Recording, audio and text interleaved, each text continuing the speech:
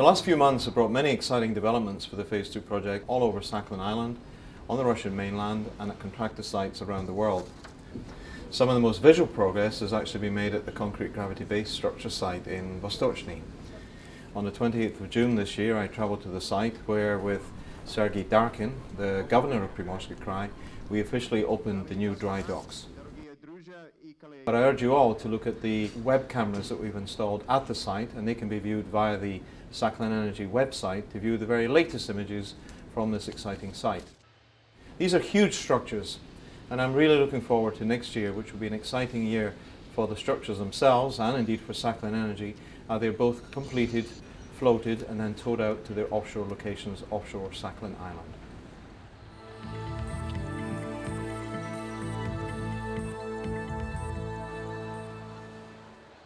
The docks in which CGBS construction is occurring are designed to allow the concrete base structures for both new platforms to be constructed in parallel. This means that they've been built on a colossal scale, 18 meters deep, and covering an area of more than 93,000 square meters. By November, the base caisson for Lundskoye was complete, including post-tensioning of the top slab, as were the riser and storage shafts. The utility shaft was half completed, and slip forming of the drill shaft had just started.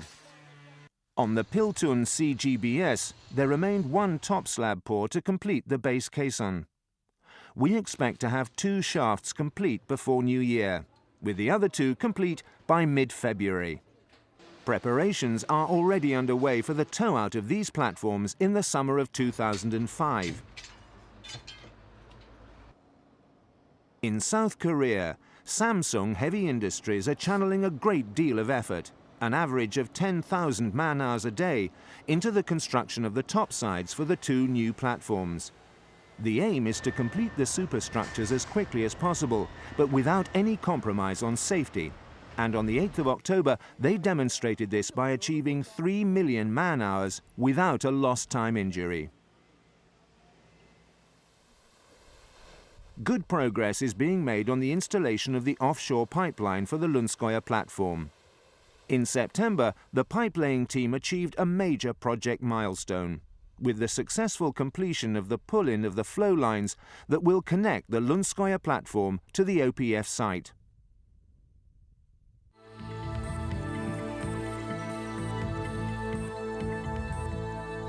Back in the summer, the teams at the OPF site had been getting the beach laydown area ready for the heavy equipment to start rolling in. The sea lift started in July and involved a variety of process vessels, pumps and transformers. In all, 43 pieces of equipment were brought ashore, with a combined weight of around 350 tons. By the beginning of November, 11 of the main process vessels were on site, and 7 of these had been installed on their foundations. Many other components had also been put in place, including turbine generator sets, compressor units and export pumps. And the central control and main substation buildings had been brought to a point where they could be closed for the winter. More than 4,000 workers are pushing ahead with the installation of the onshore pipelines. By early November, progress on pipeline construction had reached 366 kilometers of right-of-way cleared for construction, and 192 kilometers of pipe welded, with 152 kilometers installed in the trench and backfilled.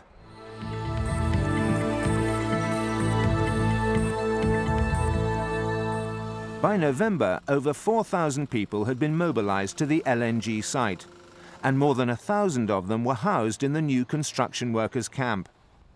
Further sections of the camp will be opened in stages, and at peak, it will provide accommodation for more than 6,000 people. To take the place of the old coast road at Prigorodnoye, which ran through the LNG construction site, a 4.6-kilometer stretch of new bypass road has been completed outside the newly erected perimeter fence. The new bypass road is a significant improvement on the old stretch of coastal road and will make travel for nearby communities more comfortable. By November, the first structural steel was being erected for LNG Train 1, and both the LNG and oil storage tanks were really starting to take shape. Good progress is also being made on the fabrication of the processing equipment at contractor sites around the world.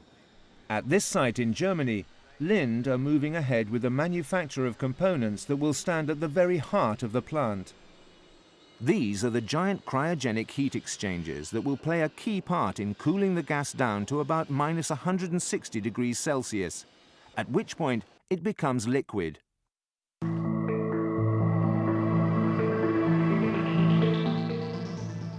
As part of our commitment to protect the island's environment and wildlife, Sakhalin Energy has implemented a number of measures to minimize the impact of our activities on the western grey whale. To ensure that these measures are having the desired effect, the company has now commissioned the IUCN, the World Conservation Union, to set up an independent scientific review panel.